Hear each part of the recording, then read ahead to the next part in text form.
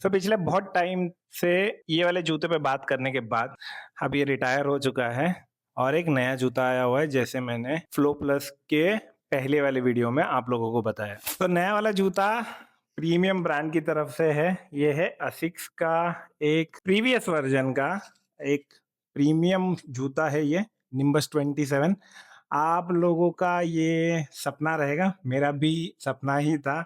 मैं निम्बस 25 से देख रहा हूँ, 26 देखा हुआ है, पिछले साल 27 देखा मैंने। ये साल 28 आया हुआ है और अभी के रिसेंट सेल में मुझे ये डील अच्छी लगी और मुझे एक हाई कुशन वाला जूता चाहिए था, एक एटलीस्ट मेरे शाम के रन के लिए।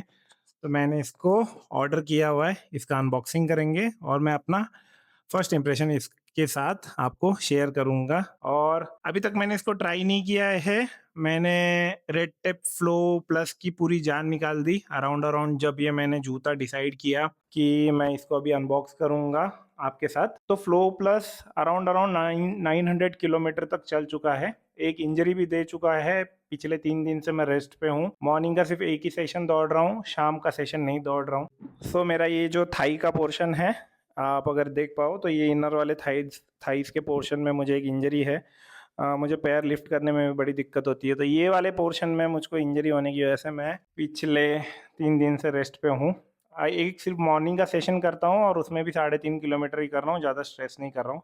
Injury is a part of a training. आप जब भी एक ट्रांसफॉर्मेशन करते हो आपका, तो इंजरी उसका पार्ट होता है। तो इंजरी कभी भी होगी तो ऐसे नहीं कि पीछे हटना है आपको या रुक जाना है, आपको थोड़ा सा स्लो डाउन करना पड़ता है। ये मेरा आपको एक सजेशन रहेगा, क्योंकि इतना आसान नहीं रहता आपका पूरा दिन का शेड्यूल करके फिर आप मॉर्निंग में भी उठोगे, रेस्ट भी थोड़ी कम मिलती है, आपको बहुत सारी चीज़ें देखनी पड़ती है। जल्दी सोने की आदत नहीं रहती, हम सिटी में जितने भी लोग रहते हैं उनको जल्दी सोने की आदत नहीं रहती।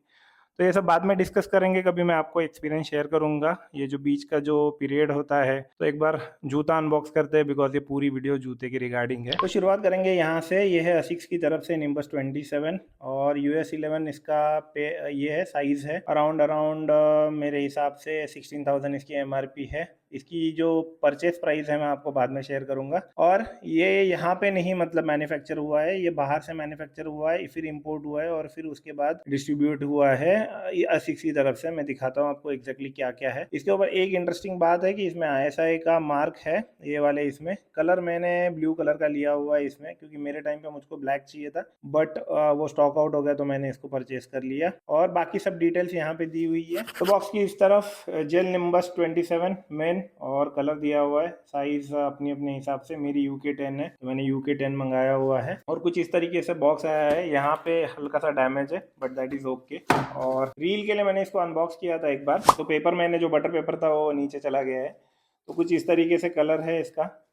और जब मैंने इसको फर्स्ट टाइम रील के टाइम पे हाथ में लिया था तभी ये मुझको बहुत हल्का लगा था। ऑल द वे इसका वेट ज़्यादा है, बट ये इसका वेट डिस्ट्रीब्यूशन इतना खतरनाक लेवल का है कि हल्का लगता है। मतलब हाथ में लेने के बाद ऐसे लगता है कि नहीं, ये 250 ग्राम के आसपास रहेगा। तो जो लोग सोचते हैं कि ये हेवी है या हेवी लगता है, इसका वेट वेबसाइट पे इसकी डिटेल्स मैंने अभी तक नहीं चेक की, बट वेट इसका अगर किसी को लगता रहेगा कि बहुत ज़्यादा हेवी है, तो नहीं, ऐसा कुछ नहीं है। इसका जो वेट हाथ में जो महसूस होता है, इतना चंकी सोल होने के बावजूद भी ये बहुत हल्का लगता है। इसका वेट डिस्ट्रीब्यूशन बहुत अच्छा है। तो सेकेंड वाला पेयर कुछ इस तरीके से दिखता है और दोनों पेयर एक साथ रखने के बाद कुछ इस तरीके से जूता दिखता है। फर्स्ट इंप्रेशन बहुत अच्छा है इसका। इसका ये चंकी सोल देख के मुझे ना मेरे घुटनों को बहुत ज़्यादा राहत मिली है, बिकॉज लास्ट वाले जूते में बहुत पेन हो रहा था। एंडिंग एंडिंग जब शूज़ का लाइफ साइकिल खत्म होने आता है तो नी पेन बहुत ज़्यादा करवाता है आपसे वो। तो रनिंग बहुत डिफिकल्ट हो गई थी पिछले कुछ दिनों में। तकरीबन तकरीबन आप पकड़ के चलो 12-13 दिन बहुत ख़राब गए हैं।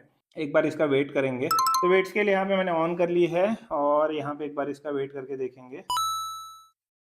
तो 330 ग्राम के आसपास लेफ्ट वाले जूते का वेट है और राइट वाले जूते का वेट कुछ अराउंड अराउंड 329 ग्राम्स का है। तो यहाँ पे ये टैग रहेंगे तो शायद उसके वजह से इसका 1 ग्राम का वेट का डिफरेंस रहेगा। तो दोनों भी पेयर का वेट ऑलमोस्ट सेम ही है, कुछ ज़्यादा डिफरेंस नहीं है। और हाँ, ये जूता ओरिजिनल है। अगर किसी को ऐसे लगता है कि वो HSA क्रिएशन या HSA फैशन करके कोई तो उनके डिस्ट्रीब्यूटर है ASICS के, तो उनकी तरफ से आता है, तो बहुत सारे लोगों को ऐसे डाउट रहता है कि ये ओरिजिनल है या डुप्लीकेट है। तो मैंने ना वेट इसका चेक किया था कि ऐसे ही मैंने जेमिनी पे सर्च किया था कि 6 का 10 यूके का जो साइज़ है उसका वेट एग्जैक्टली कितना है। तो इसका वेट अभी मैंने किया और मैंने जो गूगल का सर्च है उसका स्क्रीनशॉट लगा देता हूँ।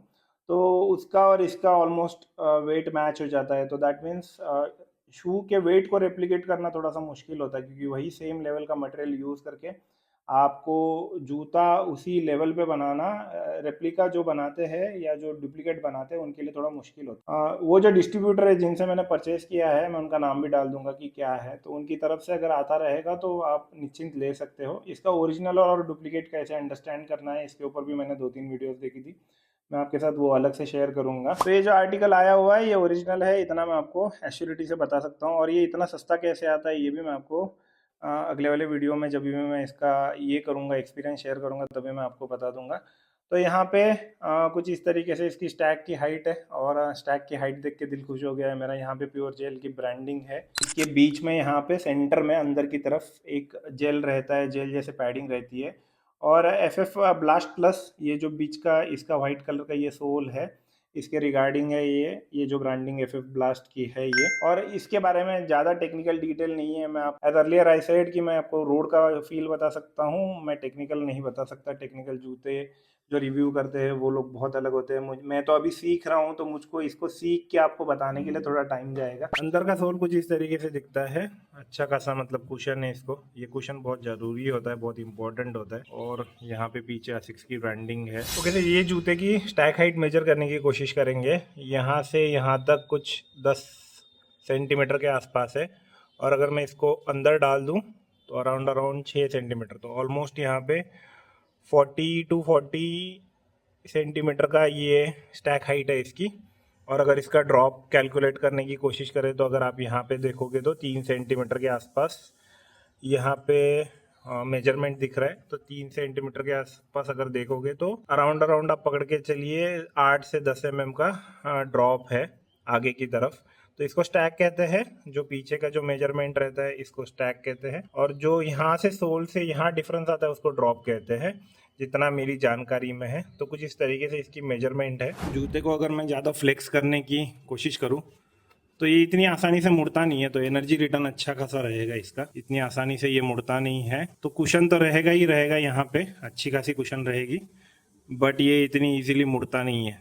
तो मुझे बहुत ज़्यादा फोर्स लगाना पड़ रहा है इसको मोड़ने के लिए। तो जब दौड़ेंगे इसके ऊपर तो इसकी एनर्जी रिटर्न भी अच्छी खासी रहेगी। और लेसेस वगैरह मुझको बहुत अच्छी लगी। इसको अभी तक मैंने पहना नहीं है, पहन के देखूंगा, इसके ऊपर दौड़ूंगा, फिर आपको बताऊंगा कि इसका फील कैसा है। अपर मुझको इसका थोड़ा सा डेंस लग रहा है, थोड़ा सा ज़्यादा लग रहा है, जाड़ा है, तो वेंटिलेशन कैसा रहेगा मुझको नहीं पता। बट ऑल ओवर मुझको इसकी ड्यूरेबिलिटी अच्छी लगी। अगर थोड़ा सा कम ब्रीदेबल रहेगा तो भी ठीक है, लेकिन यहाँ से ये वाला जो जगह रहता है, ये राइट वाली साइड, यहाँ जहाँ पैर की लास्ट वाली फिंगर रहती है, यहाँ से फटना नहीं चाहिए। बस यही एक मेरी डिमांड रहती है, क्योंकि वहाँ से फट जाएगा तो जूता कुछ काम का नहीं रहता। अगर कम किलोमीटर में अगर वो फट जाए तो उसमें कोई मज़ा नहीं है। सबसे मेन इंपॉर्टेंट बात यहाँ पे ये वाला जो पोर्शन है, इसका होल्ड अच्छा खासा है। मतलब अगर आप इसको दबाओगे ना तो यहाँ पे इसका होल्ड है। तो मेरी जो पुरानी वाली कंप्लेंट थी ना कि तो ये पैर ऐसे और ऐसे मुड़ता है, वो इसमें थोड़ा सा कम होगा।